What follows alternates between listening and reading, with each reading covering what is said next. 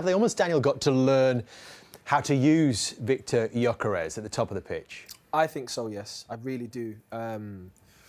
Why? Because when you are an attacker who's, used to doing certain actions, and I think Saka is used to playing a certain way and doing specific types of things. Likewise, the player on the left wing, and they've been playing with a striker in Havertz who's very different to Gyokeres.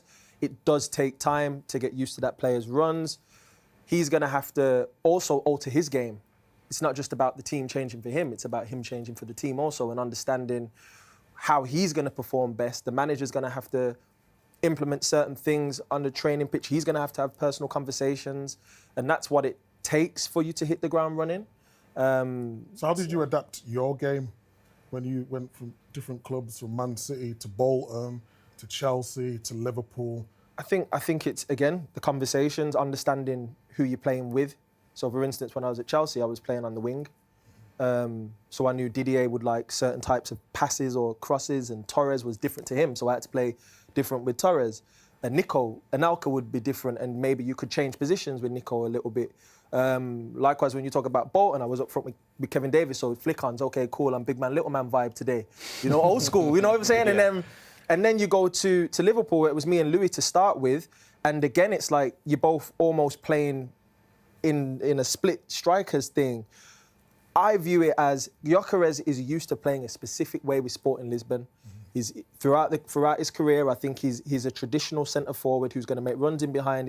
He's a strong player. He's got pace. He's powerful, and his game is predicated on that power and those first yards of making a run to get himself in a position to get a shot off. And he missed a lot of pre-season, didn't he? He did miss a chunk of pre-season with all the transfer speculation. I don't think he was training. So you think another few more games, he might get up. He didn't look sharp today. Yeah, he didn't. We can show you his touch map, and this maybe, Micah, suggests that he and Arsenal are some way from unlocking his real potential. I think we've got 3 touches in the opposition box, and for context, I think Šeško coming on late in the game actually had 4 touches in the opposition box. And just to add on Gyökeres, it's the first time in a league game since he left Coventry that he's not actually had a shot at a game. Yeah, I think Roy mentioned it. He's come back late pre-season. You'd like these touch maps to be a little bit better, but do you expect someone to be the sharpest on the first game of the season?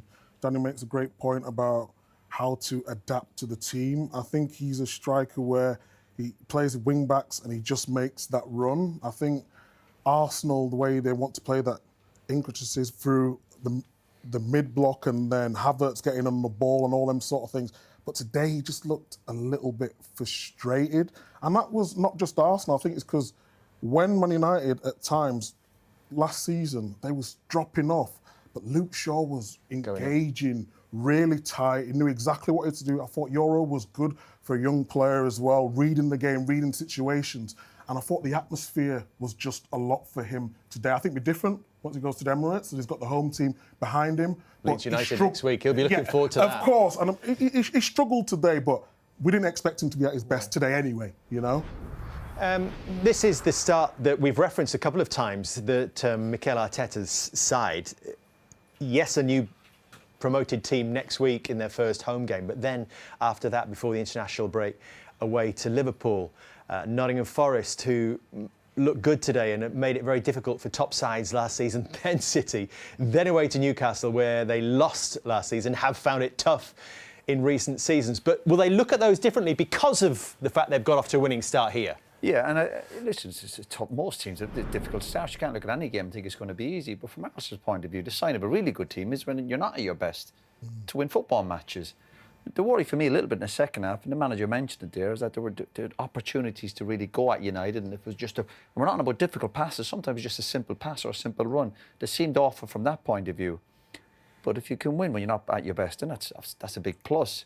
But going forward, when you're competing, you're trying to compete now with the likes of, obviously, we see Liverpool and Man City, they seem to have that more of a, they want to go for that second goal or that third goal, whereas Arsenal are still a bit, we got 1-0, we maybe hold on to it. And that kind of backfired a little bit last year when, we go back to it, they had too many draws.